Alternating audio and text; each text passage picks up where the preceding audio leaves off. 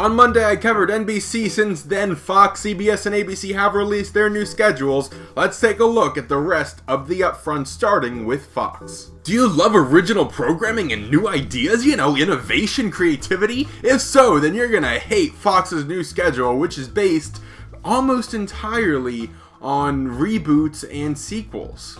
Mondays and Tuesdays remain the same, with Gotham, Lucifer, Brooklyn Nine-Nine, New Girl, and Scream Queens. Wednesdays at 8 p.m. will be Lethal Weapon, a reboot of the old 80s film franchise. I like the idea of an old school, let's have fun action series, sort of like what, CBS tried to do with Rush Hour this year. Although Rush Hour failed, hopefully Lethal Weapon is a much better attempt. Lethal Weapon will be followed by Empire. Rosewood moves to Thursday at 8 p.m. where it will be followed by the final season of Bones. And finally, Friday will feature Hell's Kitchen at 8 p.m. and at 9 p.m. The Exorcist, for some reason. First of all, I can't imagine that broadcast television is a good destination for a television remake of one of the most renowned horror film franchises in American history. I would think a freemium cable or premium cable or Netflix, which just had Hemlock Grove, would be a much better fit for the style of show. And also, it's very hard to pull off horror in broadcast television. Hannibal on NBC was the best at it in recent years, and even that got away with a little bit more than I think should have been allowed at times. Also, that Friday time slot, yeah, that's the death time slot from Fox, so I don't see the show existing more than 1 year. Being saved for mid-season are 24 Legacy, which will premiere after the Super Bowl 51, and a continuation of Prison Break, more sequels of previous Fox shows. Speaking of old Fox shows, The X-Files will hopefully be back next season, as indicated by executives from Fox, but will not have any new episodes this upcoming year. Fox's final new show is Son of Zorn, a live-action animation hybrid with Jason Sudeikis. Son of Zorn is produced by Phil Lord and Chris Miller, who also produce Last Man on Earth for Fox, and it will air on Sunday nights. Finally, one more remake for Fox this October. It's the Rocky Horror Picture Show, starring Laverne Cox from Orange is the New Black as Dr. Frankenfurter. That's your look at Fox. Now let's move on to ABC. And ABC on Mondays will kick off with Dancing with the D-Listers, followed by new legal drama Conviction, starring Haley Atwell, formerly of Agent Carter, also on ABC.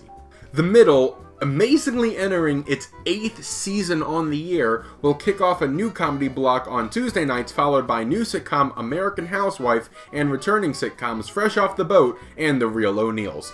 Tuesdays will be capped off by Agents of S.H.I.E.L.D. at 10 p.m., moving up an hour from 9 p.m. This is, in my opinion, more likely than not the last season of Agents of S.H.I.E.L.D. due to declining ratings, and what I have to imagine is a high production cost for this Marvel television program. Replacing The Middle on Wednesdays is Speechless, a new sitcom starring Cedric Yarborough from Reno 911. Sure. Yeah, I'll take it. Why not? And later on Wednesday nights for ABC is personally my most anticipated new drama of the fall, Designated Survivor, in which Kiefer Sutherland, formerly, of course, of 24, steps into the White House, becoming the President of the United States after a terrorist attack takes out the President, the Vice President, and basically everyone else from the United States cabinet. Scandal, which normally airs on Thursdays, is being held towards mid-season due to star Kerry Washington's pregnancy. In the meantime, Scandal's spot will be filled by new legal drama Notorious. Friday nights retain sitcoms Last Man Standing with Tim Allen and Dr. Ken with Ken Jeong. Finally, the 9 p.m. Sunday death slot for ABC will be filled with the very much delayed second season of anthology drama Secrets and Lies.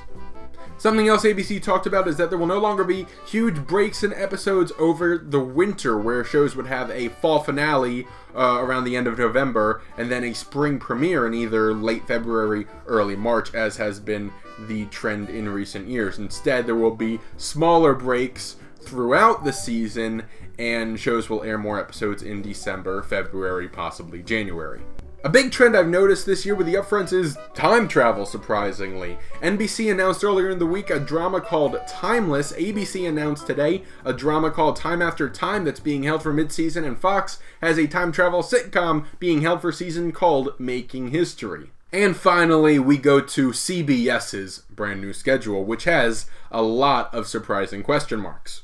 First of all, 2 shows have been shipped off to other networks. First, Supergirl will join the comic book shows on the CW. It seemed interesting at first that it was a CBS show. In fact, the CW initially passed on it before CBS picked it up, but it's now nice to see that it is on the network that's probably, I'd say, a better home in the CW. Secondly, Limitless, the television's continuation to the Bradley Cooper movie, surprisingly off CBS's schedule. Not officially renewed, it appears that CBS is looking at other potential buyers for the show before deciding if they will pass on it themselves. So the future of Limitless at the moment, very much up in the air, although I do expect the show to land on its feet.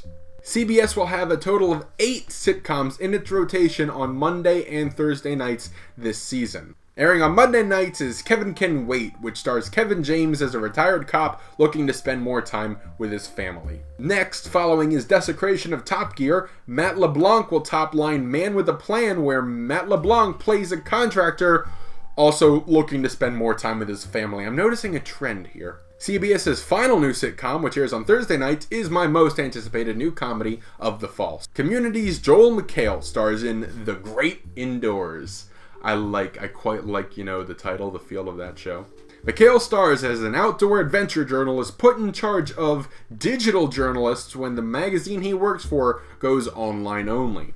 The Great Indoors features a very deep, talented cast, including Stephen Fry and Christopher Mintz-Plasse. New drama Bowl airs Tuesdays at 9 p.m. featuring Michael Weatherly as a Phil McGraw stand-in. And finally, 10 p.m. Thursday is the home of Pure Genius, a medical drama with a Silicon Valley technology twist. And continuing the theme of reboots this year, CBS is saving a Training Day revival for mid-season. One final note, CBS is the first network to jump right into online streaming, as they will release a new Star Trek show and spin-off to The Good Wife exclusively on CBS All Access in 2017. And there you go, that's your look at the last of the Upfronts. Now, I'm not covering the CW. I don't cover the CW here. I just don't have a vested interest. I'm sorry. Anyways, that's all I've got today. Thank you for watching this video. Please, let's have a conversation in the comments below. Let's talk about the shows that were canceled this year, the new shows next year, maybe some interesting season finales, Agents of S.H.I.E.L.D. last night. Anyways, thanks for watching. Stay tuned for more here on TV Junkie. We'll see who brings in more honey. He's thinking about bees again.